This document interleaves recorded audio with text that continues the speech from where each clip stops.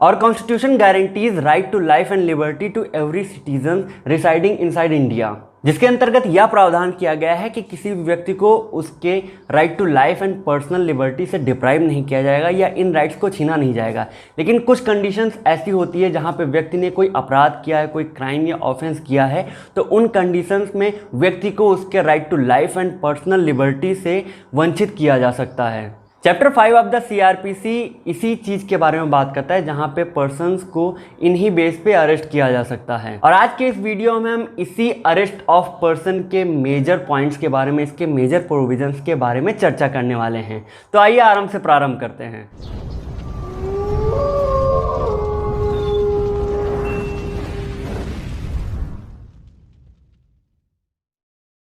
Arrest हुआ person के chapter को स्टार्ट करने से पहले हम ये जान लें कि एक्चुअली में अरेस्ट होता क्या है। जनरल टर्म में अरेस्ट का मतलब किसी भी व्यक्ति को एक लीगल अथॉरिटी के द्वारा उसके राइट टू लिबर्टी जो है, उसका स्वतंत्रता का अधिकार है, उससे वंचित कर देना है, जहां पे उसको इंडियन कॉन्स्टिट्यूशन के फंडामेंटल राइट के आर्टिकल 19 में दिए गए राइट टू फ्रीडम को एंजॉय करने का अधिकार छिन जाता है। हमारा अगला क्वेश्चन ये आता है कि आखिर इन सिलसिले में अरेस्ट कौन कर सकता है एक पर्सन को। तो इसमें सीआरपीसी में यह प्रोविजन दिया हुआ है कि किसी भी व्यक्ति को एक पुलिस ऑफिसर, एक प्राइवेट पर्सन जैसे हम और आप, या फिर एक मजिस्ट्रेट के थ्रू अरेस्ट करा जा सकता है।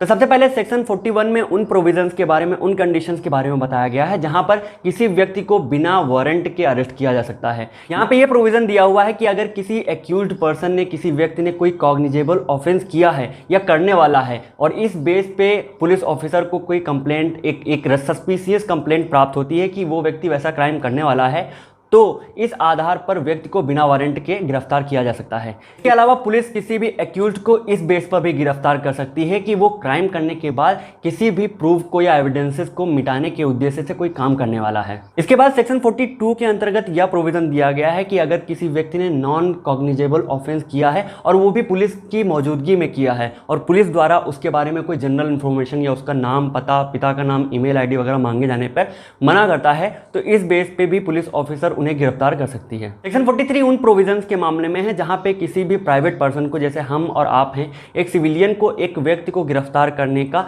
राइट मिला हुआ है या उसके बारे में प्रोविजन सेटअप किया गया है। तो इसके अंतर्गत यह प्रोविजन दिया हुआ है कि अगर किसी व्यक्ति के जो कि प्राइवेट पर्सन है उसकी मौजूदगी में किसी एक्यूज्ड ने non bailable and cognizable offence किया हुआ है और इसके अलावा अगर वो एक प्रोक्लेम्ड ऑफेंडर है, तो इस बेस पे एक प्राइवेट पर्सन उस व्यक्ति को गिरफ्तार कर सकती है, कस्टडी में ले सकती है और उसके बाद वो पुलिस ऑफिसर को या पुलिस स्टेशन को सौंप सकती है। सेक्शन 44 के अंतर्गत एक मजिस्ट्रेट के द्वारा किसी भी व्यक्ति के या एक्यूज्ड के गिरफ्तारी के बारे में या अरेस्ट के बारे में प्रोविजन दिया गया है, जहां पे ये बताया गया है कि अगर किसी व्यक्ति ने कोई ऐसा क्राइम किया है जो कि मजिस्ट्रेट की मौजूदगी में किया गया है, तो इस बेस पे मजिस्ट्रेट स्वयं या फिर किसी व्यक्ति को आज्ञा देके उस व्यक्ति को जो कि एक्यूज्ड है उसको गिरफ्तार करवा सकती है। हमारा नेक्स्ट पॉइंट सेक्शन 45 का जो है वो एक एक्सेप्शनल पॉइंट है इस अरेस्ट के अंडर में, जिसमें ये बताया गया है कि अगर कोई व्यक्ति आर्म्ड फोर्सेस का मेंबर है तो उसको इन जनरल प्रोसीजर्स के अंतर्गत गिरफ्तार नहीं किया जा सकता। लेकिन ये प्रोविज़न कहीं भी एब्सोल्यूट नहीं है। इसके बारे में ये भी दिया हुआ है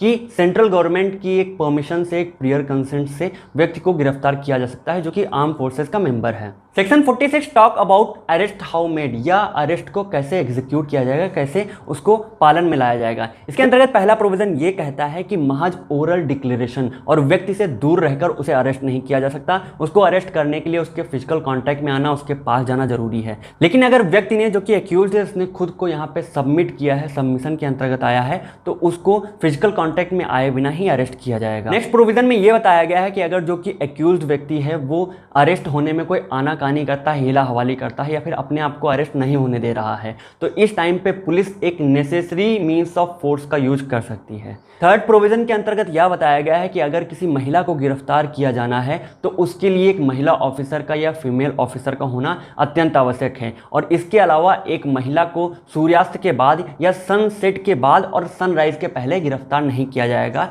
सिवाय कुछ एक्सेप्शनल केसेस के। सेक्शन 47 उन प्रोविजंस के बारे में बात करता है जहां पे एक पुलिस ऑफिसर के पास किसी व्यक्ति को अरेस्ट करने का वारंट है और इसके अलावा वो व्यक्ति गायब है और किसी जगह पे छुपा हुआ है, तो अगर पुलिस ऑफिसर को एक क्रेडिबल इन्फॉर्मेशन मिली हुई है या फिर पुख्ता यकीन है कि वो व्यक्ति किसी घर में छुपा हुआ है, तो उस घर की तलाशी लेने का अधिकार पुलिस ऑफिसर को इसी प्रोविज़न के अंतर्गत दिया गया है। और इसी में यह भी कहा गया है कि उस घर का जो भी मालिक होगा वो पुलिस ऑफिसर को कॉर्पोरेट करेगा, सहायता करेगा।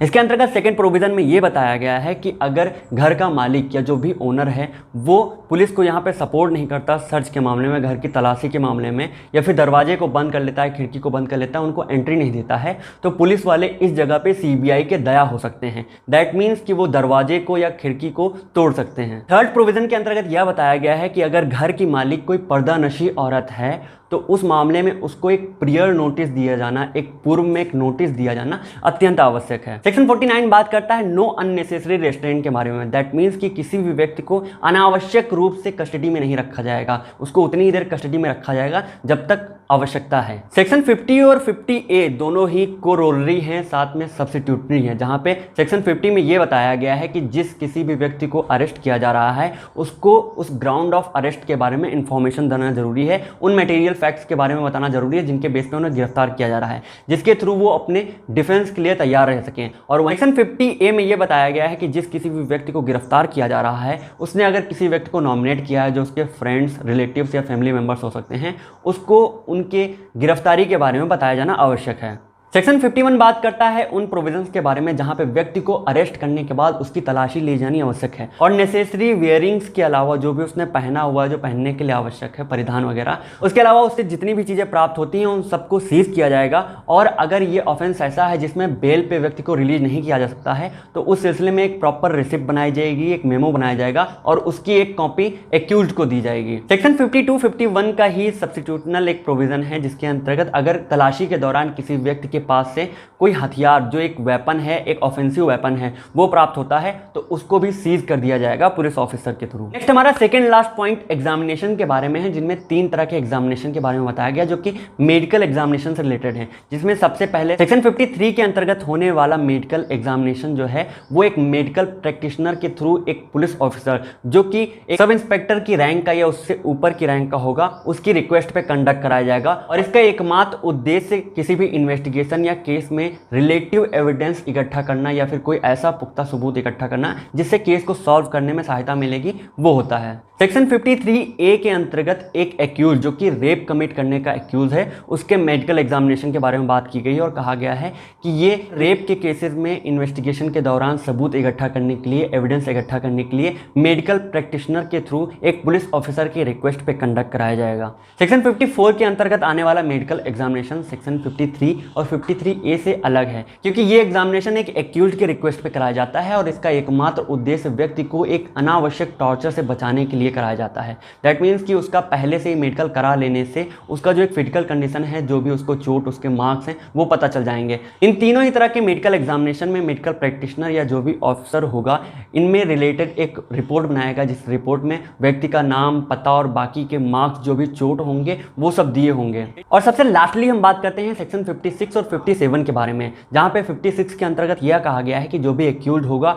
उसको एज सून एज पॉसिबल, जितनी जल्दी हो सके उसे एक मजिस्ट्रेट के सामने प्रस्तुत किया जाएगा, पेश किया जाएगा। वहीं सेक्शन 57 बात करता है कि उसको मजिस्ट्रेट के सामने प्रस्तुत करने का जो टाइम लिमिट होगा वो 24 घंटा होगा और 24 घंटे से ज़्यादा नहीं होना चाहिए। लेकिन इसके अंतर्गत एक जो जर्नी का टाइम है, जो सफ़र का टाइम है, उसको एक्सक्लूड किया गया है, उसको इसमें नहीं जोड़ा जाएगा। ये सेक्शन 56 और 57 का प्रोविज़न इंडियन कॉन्स्टिट्यूशन के फंडामेंटल राइट्स के आर्टिकल 22 क्लॉज 2 में दिए गए प्रोविज़न से मेल खाता है या उसके सिमिलर है, जहां पे ये आर्टिकल 22 क्लॉज 2 में ये कहा गया है कि किसी भी एक्यूज्ड व्यक्ति को 24 घंटे के अंदर मजिस्ट्रेट के सामने प्रस्तुत किया जाएगा। और अगर यहाँ पे 24 घंटे से ज़्यादा टाइम एक्सीड किया जाता है तो उन कंडीशन में एक रीजनेबल कॉज, एक रिटर्न में एक नोटिस देना जरूरी होता है, जिस वजह से उसको 24 घंटे से ज़्यादा कस्टडी में रखा जाता है। और अगर वो अथॉरिटी जिसने उस व्यक्ति को कस्टडी में रखा हुआ है वो एक रीजनेबल नोटिस देने में असमर्थ होती है, अनेबल होती है, उस कंडीशन में व्यक्ति को 24 घंटे के बाद फ्री कर दिया जाएगा। तो सीआरपीसी के अंतर्गत दिए गए अरेस्ट के इन प्रोविजंस के मामले में बस आज के लिए इतना ही। बाकी के लॉ से रिलेटेड वीडियोस टॉपिक के लिए बने रहिए हमारे साथ। नमस्कार।